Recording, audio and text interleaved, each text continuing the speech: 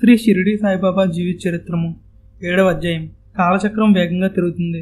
వేగంగా తిరిగే కాలచక్రంతో పాటుగా సాయి యొక్క పేరు మహారాష్ట్ర ప్రాంతంలో నలుదిశలో వ్యాప్తి చెందింది. చుట్టుపక్కల ప్రాంతాల నుంచి భక్తులు సాయి దగ్గరికి వచ్చి వారి సమస్య పరిష్కారాలు పొంది ఆనందిస్తున్నారు. రాత్రిపూట మహాల్తాపతి తాత్యా బాబాతో కలిసి మసీదులోనే పడుకునేవారు. ముగ్గురు తలలు మసీదు మధ్య భాగంలోకి వచ్చేటట్లుగా ఒక చోట పెట్టుకుని కాళ్ళు దూరంగా చాచుకుని పడుకుని ఏవేవో మాటలు మాట్లాడుకుంటూ ఉండేవారు. ఎక్కువగా వారి ప్రశ్నలకు బాబా సమాధానాలు ఇస్తూ ఉండేవారు. ఒక్కొక్కప్పుడు బాబా తానే కొన్ని ఆధ్యాత్మిక విషయాలు తనంతటి తానుగా బోధిస్తూ ఉండేవారు.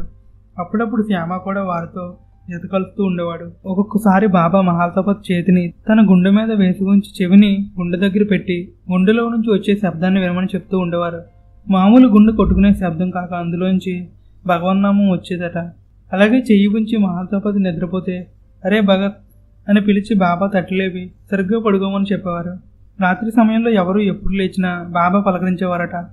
దీనిని బట్టి బాబా నిద్రపోయేవారు కాదని, కన్నులు మూసినట్లు పైకి కనిపించినా అది యోగ నిద్ర మాత్రమేనని మహాల్తాపతి నిర్ధారించుకున్నాడు.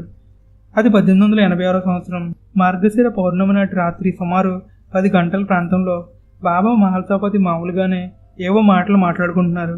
అప్పుడు బాబా ఉబ్బసం వ్యాధితో బాధపడుతూ ఉన్నారు. బాబా మహాల్తాపతితో ఇలా అన్నారు, ఇప్పుడు నేను ఈ శరీరం వదిలి పైకి వెళ్తున్నాను. తిరిగి 3 రోజుల తర్వాత మళ్ళీ ఈ శరీరంలోకి వస్తాను.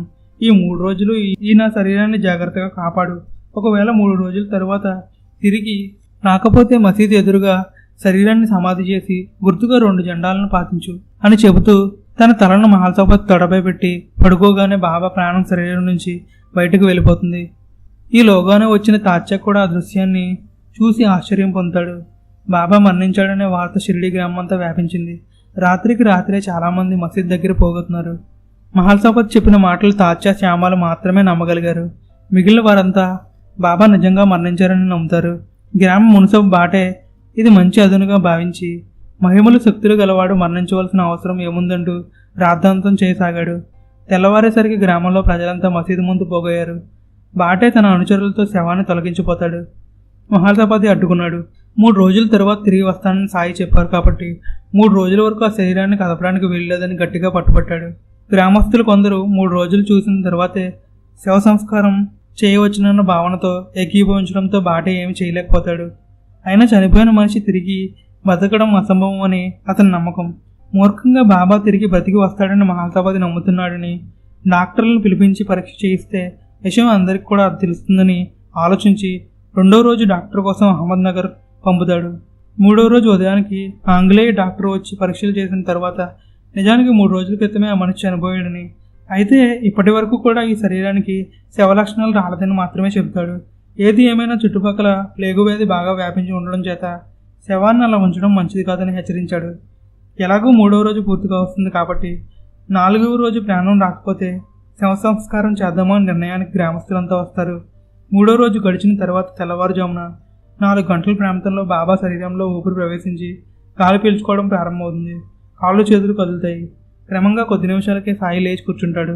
మహల్సా ఆనందాతిరేకంతో శ్రీ సాయినాథ్కి జై అని పెద్దగా అరుస్తాడు.